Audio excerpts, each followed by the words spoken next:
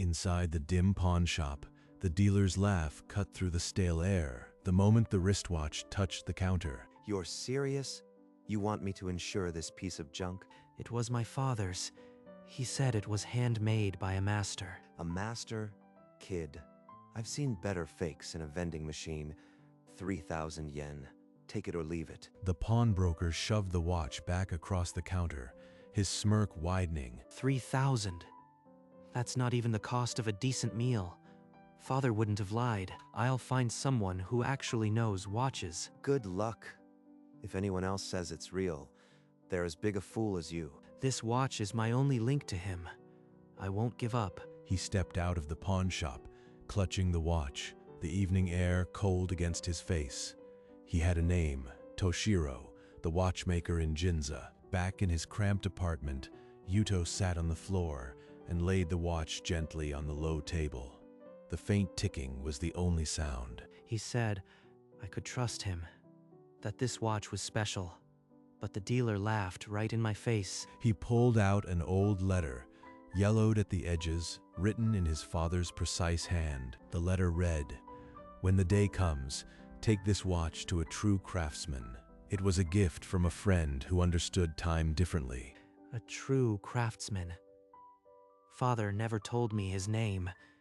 I have to find someone who can read the watch itself. His eyes moved to the framed photograph by his futon, his father smiling beside a workbench cluttered with tiny tools. You never cared about money, did you?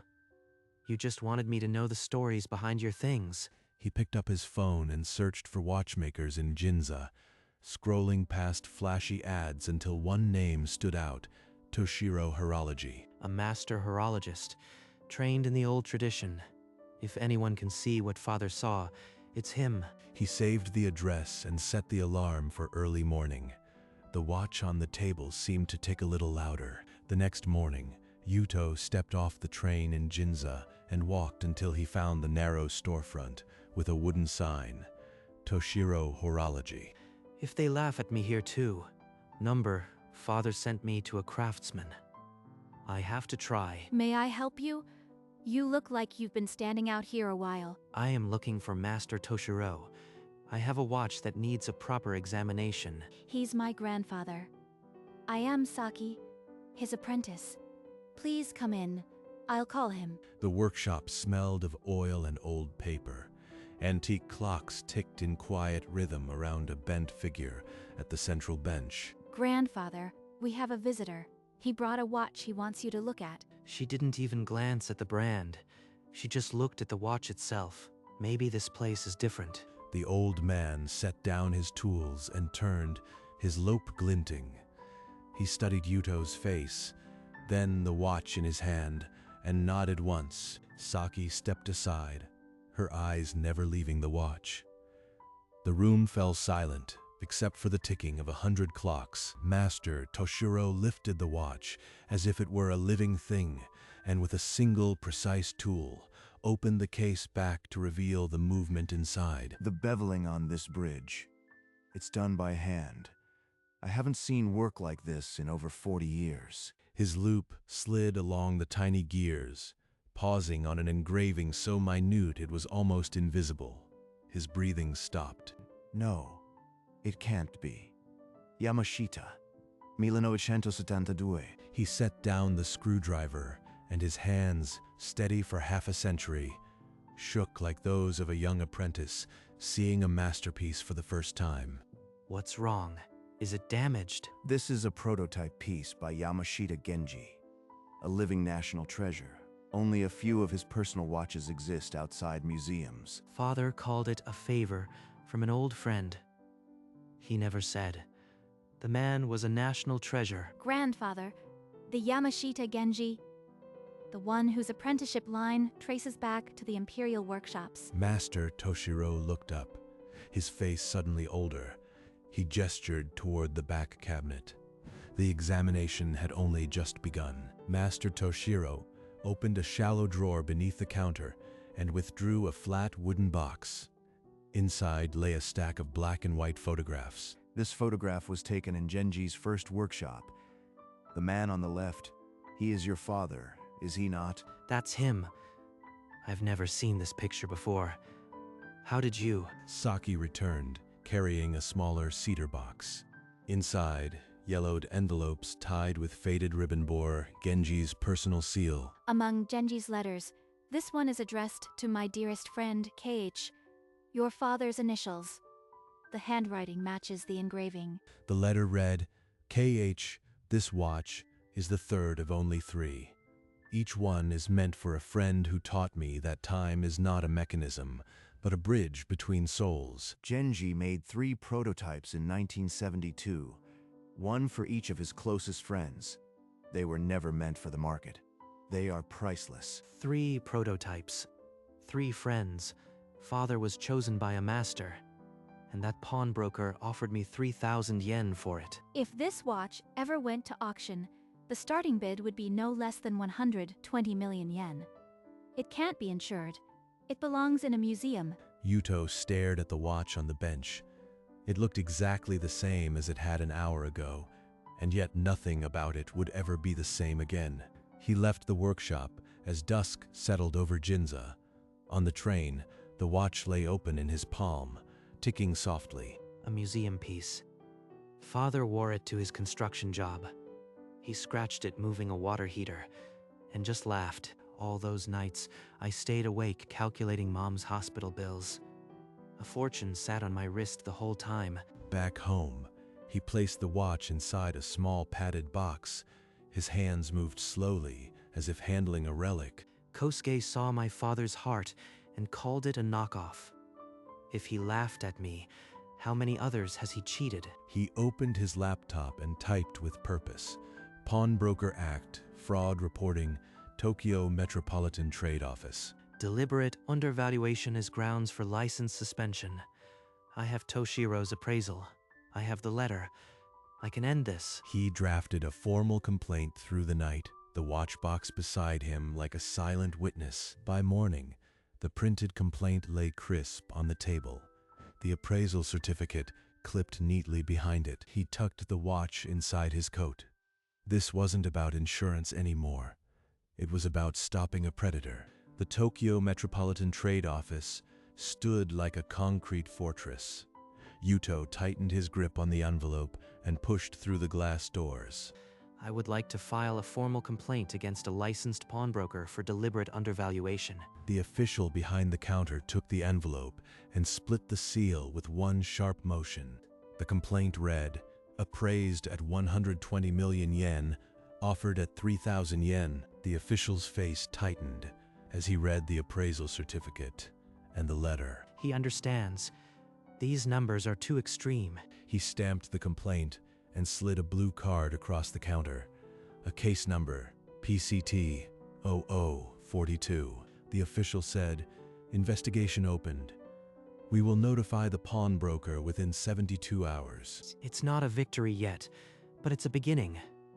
Dad, I am going to make this right. He stepped out into the gray morning, the case card in his pocket, the watch ticking steadily against his chest. 2 days later, a trade official arrived at the pawn shop, badge glinting. Kosuke barely glanced up from his newspaper. A complaint? That kid with the fake watch? He's just bitter I didn't fall for his scam. The official slid a photograph of the watch across the counter, then the appraisal certificate, 120 million yen. Yamashita Genji, 1972. Kosuke's smirk flickered, then turned rigid. It must be a forgery. Nobody brings a real Yamashita to a backstreet pawn shop. The official asked to see the shop's acquisition records for the past 5 years. 5 years? Every single undervaluation is in those ledgers. If they find the pattern... Kosuke's hands trembled as he lifted the ledgers onto the counter. The official began stacking them into a box. He's taking everything. I can't talk my way out of this. The official left with the records. Kosuke stood alone behind the counter, the ticking of a dozen unsold watches suddenly very loud. A thick envelope arrived 3 weeks later. Inside were the preliminary findings of the audit. 15 items undervalued. 8 proven misattributions. He was cheating everyone. not just me. The trade office requested Yuto's full testimony. He brought the watch and the letters and spoke for 3 hours. We cross-referenced 3 other watches from Kosuke's ledgers with Genji's workshop records.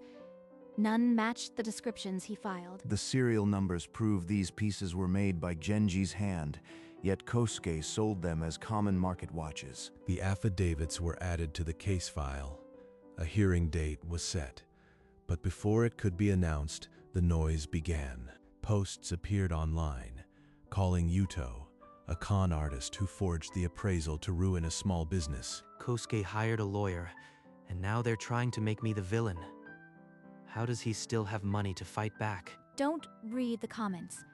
The evidence doesn't lie, and my grandfather and I will stand in that hearing room and prove it. But in the silence after she left, the doubt returned. The case was building, but so was the cost of fighting it. That boy walked in, hoping to milk a fortune out of me. The appraisal is fake.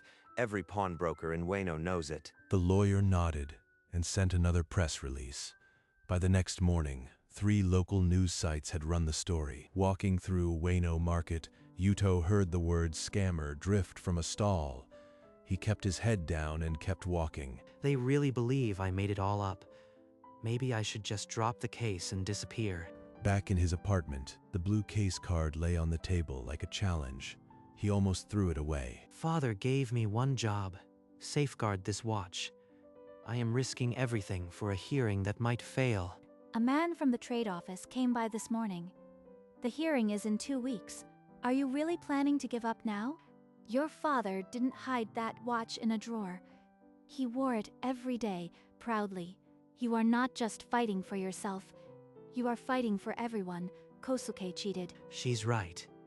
If I quit now, the next victim gets laughed at too. This stops with me. He placed the watch back in its box and slid the case card beside it. 2 weeks, he would be ready. The afternoon before their final evidence review, Yuto found an ambulance parked outside Toshiro's workshop. Grandfather collapsed at his bench. The stroke was massive. He may never speak again. The paramedics wheeled him out on a stretcher. Yuto's legs felt hollow. The case was slipping away. At the hospital, Master Toshiro breathed through an oxygen mask. Saki sat rigid beside him, her voice almost steady. Without him, the hearing is lost. All this evidence, and no one to explain it. Yuto, I am not just an apprentice. I have my master watchmaker certification. I've studied under him for 10 years, and I know the one thing that will prove the watch is genuine. Something only Genji's direct students would recognize. Inside the movement, there's a cherry blossom etched into the barrel. It's Genji's personal mark of friendship. She's been carrying this knowledge quietly. I was ready to surrender, and she never stopped believing. A new expert affidavit, signed with Saki's own master horologist registration, was added to the case file. The hearing would proceed. They met at the workshop. The watch lay under a macro lens, its inner gears glowing. That's Genji's seal, a cherry blossom, too small for Kosuke's loop. He carved it as a mark of friendship. A hidden blossom in a watch Dad wore daily, like a secret garden on his wrist. Saki photographed the mark at 10 times magnification, the petals crisp under the light. I'll attach these to the revised affidavit. No one can argue with Genji's own mark. When I first came here, I was just trying not to get scammed. Now, I am fighting for something bigger. You are fighting for the truth. That's why I am here, not just for my grandfather, but because you deserve to be heard. They worked until the cafe closed, organizing every ledger, letter, and photo into a single binder. She lost her grandfather's health today and still showed up. I won't let her down. The case was airtight. The hearing was in 3 days. For the first time, the watch felt like a promise. The hearing room smelled of old carpet and authority. 3 officials faced the table. Kosuke and his lawyer sat right. Yuto and Saki left. Kosuke's lawyer stood first, painting Yuto as a con artist who had tricked an innocent shopkeeper. Yuto rose, set the watch before the panel, and read aloud Genji's letter to his father. Saki then took the stand, magnified the cherry blossom mark, and cited her 10 years of master horology. The panel asked no questions. A 30-minute recess was called. In the corridor, Kosuke cornered Yuto, his voice a strained whisper. Drop the case. I'll give you 10 million yen cash. More than a construction worker sees in a lifetime. All you have to do is sign this paper. Buy me off, like you bought all those fake appraisals. This watch holds my father's honor. I'd rather be broke than be you. Kosuke's hand trembled on the paper. Yuto brushed past him and re-entered the hearing room. The lead official gathered the documents and announced the panel would deliberate for 1 week. The gavel struck once, sealing the silence. 7 days later, the same hearing room fell absolutely still as the lead official read from a single sheet. The panel rules that Kosuke willfully undervalued items in 15 cases. His pawnbroker license is revoked, and he must pay restitution to all victims. Kosuke's mouth opened, but no sound came. The smugness drained, leaving a face that looked decades older. Yuto's hands lay open on the table. Saki reached over and rested her fingers on his. It's over. Not with a shout, but a whisper. Father, we were right. The gavel struck once. Case PCT -0042 was closed. Across town, Kosuke sat in a darkened room, a pile of unread notices at his feet. The shop sign had been taken down that morning. All those years I laughed at people like him, and now I am the joke. Yuto walked through Ueno that evening, the watch safely in his coat. The street felt different, lighter. I don't know what comes next for this watch, but I know it'll never be treated as worthless again. Within a week, the verdict flooded the news. Every channel showed the same image, the small watch, and the headline, "Pawnbroker Fraud, 120 million yen." Master Toshiro was sitting up in his hospital bed for the first time since the stroke. A newspaper lay open across his lap. That watch should not live in a drawer. Let it breathe. An exhibition, free to the public, to honor Genji and your father. An exhibition? You mean put it on display for anyone to see? I'll curate it. Grandfather taught me how to show a movement soul. This is how we repay Genji's trust. A whole exhibit for a watch Dad scratched while fixing pipes. He'd call it ridiculous, but he'd be so proud. Yuto turned to the window, then back to the bed. He agreed. The next morning, he signed a check for a 1-year gallery lease in a quiet Ginza side street. In the coffee shop again, Saki spread a napkin and sketched a glass case and a timeline of 1972. The plans were small, but the meaning was enormous. We'll call it Gift of Friendship. 1972. 3 watches, 3 lives, 1 friendship that time could never touch. The opening was set for the first day of cherry blossom season. 3 months away, Yuto and Saki walked out of the coffee shop into the winter light, sharing a new purpose. Months later, the empty gallery had become a warm space.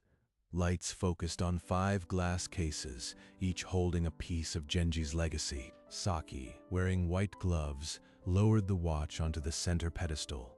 The cherry blossom mark caught the light. There. It's exactly where Genji would have wanted it, among friends. She's right. Dad's watch wasn't meant to be locked away. It was meant to be seen. Outside the window, the first cherry blossoms of the season had begun to open, pale pink against the evening sky. I still can't believe a few months ago I was getting laughed at in a pawn shop. And now you've built a place where no one will laugh at a watch again. They stood in silence, watching the display. The gallery was ready. Tomorrow, the public would come. Father, tomorrow everyone will see what you carried on your wrist all those years. Saki switched off the overheads, leaving only the case lights. The watch glowed like a small, steady heart. The next morning, the gallery doors opened to a line of visitors that stretched down the Ginza side street. Cherry blossoms drifted in the breeze. Guests pressed close to the glass, reading plaques, taking photos of the tiny watch that had almost been sold for 3,000 yen. Reporters gathered as Yuto stepped up to a small podium. The room hushed. This watch was my father's.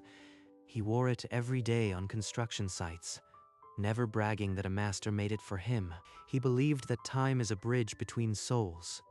I am honored to share that belief with you today. Saki stood to the side, her eyes bright. She had helped build this moment from the ground up, and the gallery hummed with quiet wonder. News cameras panned across the exhibit. The watch, once dismissed as a knockoff, was now leading the evening broadcast. Dad would hate the attention, but he'd be happy, knowing the watch brought everyone together like this. You did it. Your father's story is finally being told the way it deserves. As the afternoon light softened, the watch continued to tick inside its glass box, surrounded by strangers who were now part of its story. That evening, in a dark studio apartment, brimming with unopened bills, Kosuke turned on the television. The screen showed the exhibit, Yuto's smiling face, and the watch glowing under museum lights. It's him, that kid with the fake watch. He's on every channel, and the watch, they say it's a national treasure. I had it in my hands. I offered him pocket change. Everyone in the country knows I missed a fortune. That watch. I could have retired. I could have. The remote sailed across the room and cracked against the wall, the batteries scattering across the floor. Lost everything. License, shop, reputation, because I couldn't look past a cheap dial. The news segment ended, and the screen went to static. Kosuke slumped against the wall, the room silent. Even the news won't mention my name now. I am nothing. Outside the grimy window, the city moved on without him. Somewhere a watch ticked under a spotlight, beloved and forever out of reach. 1 year later, the cherry blossoms bloomed again outside the museum window.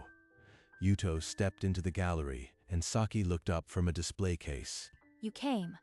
I was hoping you'd be here on the anniversary. I wouldn't miss it. How has the exhibition been this year? Over 50,000 visitors.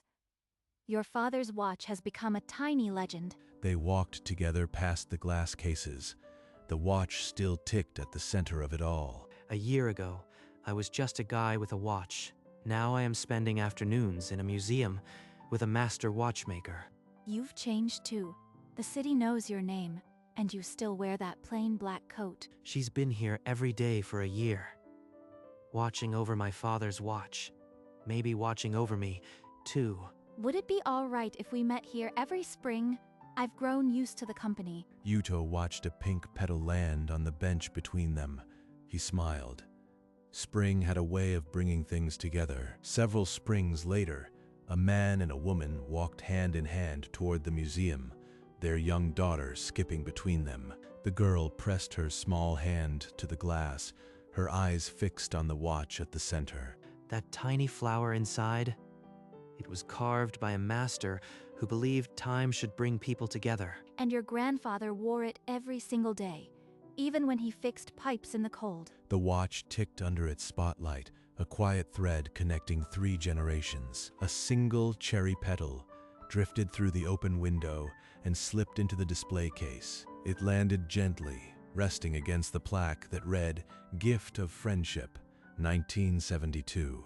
A watch that was almost sold for 3,000 yen became a testament to friendship, craftsmanship, and love, a story that unfolds every spring. The petal rested beside the ticking heart. Outside, the cherry blossoms bloomed again, and the story of the watch that was laughed at in a pawn shop continued, quietly, like the turning of a gear. The museum became a quiet corner of Ginza, where the years passed like the petals outside the window. The watch never stopped. Its heartbeat was the same steady rhythm that had measured his father's days. In spring, children pointed. In summer, scholars studied. In autumn, old friends paused. Saki polished the glass each week, and sometimes Yuto stood beside her, saying nothing. The cherry blossom mark shone under the light, as small as a grain of rice, as large as a promise. Outside, the city changed. Buildings rose, trains came faster. But inside, time moved differently. One afternoon, an elderly man in a frayed coat stood before the case for an hour. No one disturbed him. He might have been a retired watchmaker, or simply someone who understood what it meant to be given something precious. When he finally turned away, his eyes were full. He bowed once to the watch and walked into the light, and the watch ticked on, holding a story that would never need to be told again. Dusk settled over the museum as the last visitor left.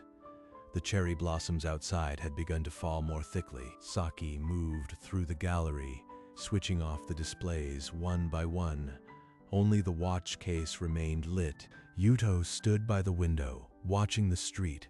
He had come to meet her, as he did every night the exhibit ran. It never gets old, watching people see it for the first time. They see the flower. They always do. And then they read the plaque and fall quiet. She turned off the final light. The watch glowed in the dark, alone for another night. They stepped outside together. The pink petals swirled around their feet and disappeared down the lane. The museum was still, the watch was still, but somewhere, a son remembered a father's wrist, and the petal that had slipped into the case the year before was still there, perfectly still, perfectly pink. Time, which belongs to no one, had been his father's gift to him, and now it belonged to everyone.